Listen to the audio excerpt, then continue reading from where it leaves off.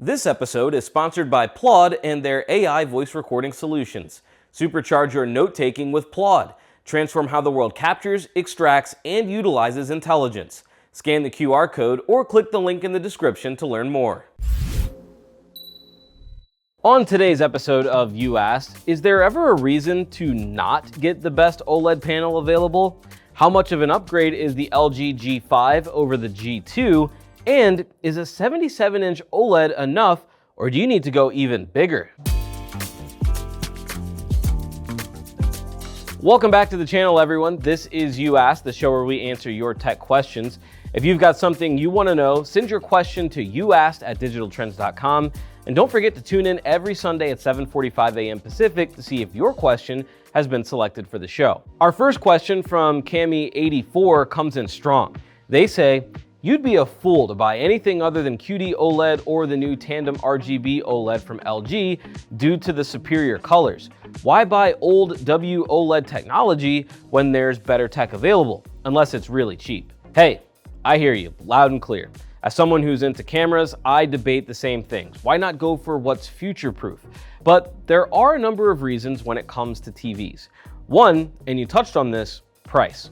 At 65 inches, a lot of QD-OLED panels cost more than what some people are willing to spend, especially if you're looking at the latest and greatest from Sony, LG, or Samsung. The Sony Bravia 8 Mark II, $4,000. The Samsung S95F, $3,300. LG's G5, $3,400. Obviously, they can be a little less than that if they're on sale, but the point is, that's quite a bit of money for a lot of people. Even Sony's 2023 model, the A95L, which has been on sale for a while, is still $2,900. Then there's size, which, believe it or not, sometimes gets overlooked. Once you go up from 55 or 65 inches, things get really expensive, easily north of $4,000. But also, a number of TVs' best panels aren't offered in every single size. For example, Sony's QD-OLEDs are only sold up to a certain size. You can't get the Bravia 8 Mark II above 65 inches, and the A95L only goes up to 77 inches. The same goes for Samsung. Their S95F and S90F only have the QD-OLED panels at 55, 65, or 77 inches. So if you wanted anything bigger than that, guess what? WOLED is the only option you've got unless you go to LG. You can get their G5 at 83 inches with its tandem RGB OLED panel for $6,500. You see where I'm going with this? If the lesser OLED models weren't selling, they wouldn't be manufactured. There's clearly a market for them.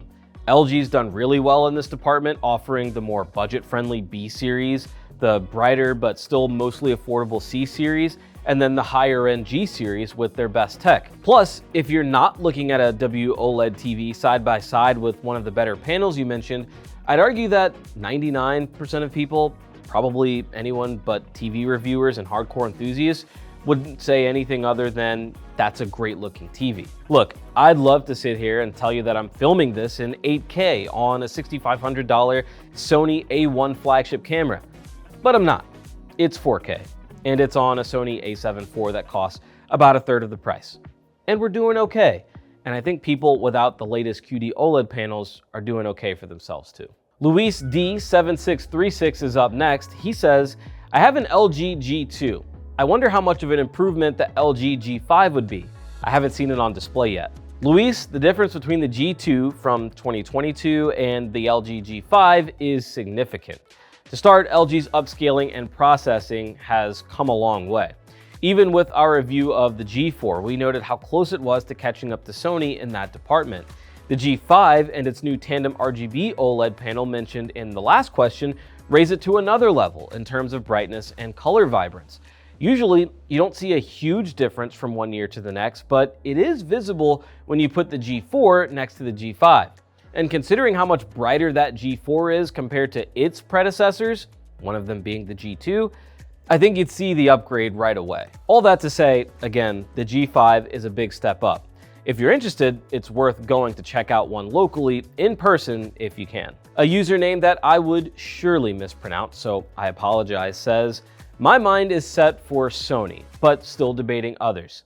let me know what the best 85-inch QD-OLED TV is. Well, I hate to burst your bubble, but if you were paying attention earlier, the largest QD-OLED TV available right now is 77 inches, and you have a few options between Sony and Samsung. So if you're leaning towards Sony, check out the A95L. But if you do want to go with an OLED bigger than 77 inches, you could go with LG's 83-inch G5, which does have their new tandem RGB panel. That's going to be some of the best OLED color goodness you'll get at that size, and it'll cost you about $6,500 at its full price. For a little less, if you don't mind WOLED, the 83-inch LG C5 will save you about $1,000 and maybe a little more. So I guess ask yourself, what means more? A few more inches in size, or having the brightest, most colorful panel? For what it's worth, I think most OLEDs, especially the ones mentioned in this segment, are gonna look outstanding at an 83-inch size, even if they're not QD OLED. Finally, Echoed Empire says 77-inch LG C5 OLED or 100-inch Hisense. They didn't list a specific model, but I'll assume the U8K, since I think it's close to the price of that LG they mentioned. Echoed Empire continues, to be honest, I'm fine with the QLED quality of the 100-inch since it gives me that cinema experience. Yeah, the LG kills it and it's fantastic, but guys, how good do you want the picture to be? It's ridiculous, and normal Hisense in 4K is awesome, and at 100 inches, the same price. I'm really thinking about it, but can't decide. What's your pick? That's a tough one, and there's a lot to consider there. One of the themes of this episode, and one of my favorite questions last week as well, has kind of been, when is good enough? OLED is special in terms of picture quality and contrast. And at 77 inches, everything you watch is going to be gorgeous. But 100 inches is also special, and everything you watch on that is going to feel larger than life. For movies and shows, you'll get the theater experience every time, especially if you pair it with a nice audio system. Plus, the 100-inch U8K isn't just your run-of-the-mill big 4K TV.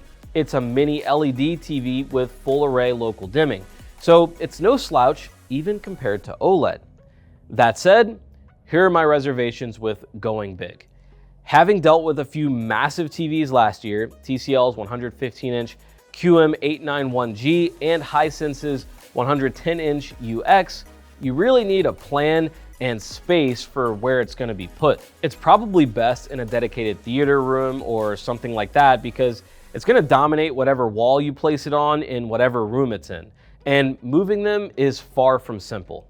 Second, there is a difference in picture quality, and you will get a cleaner look and more contrast from the LG C5. I'll also point out that while the U8 is great and does a good job controlling it, things like highlight blooming that come off as minimal on a 65-inch TV will be more noticeable on a significantly larger unit.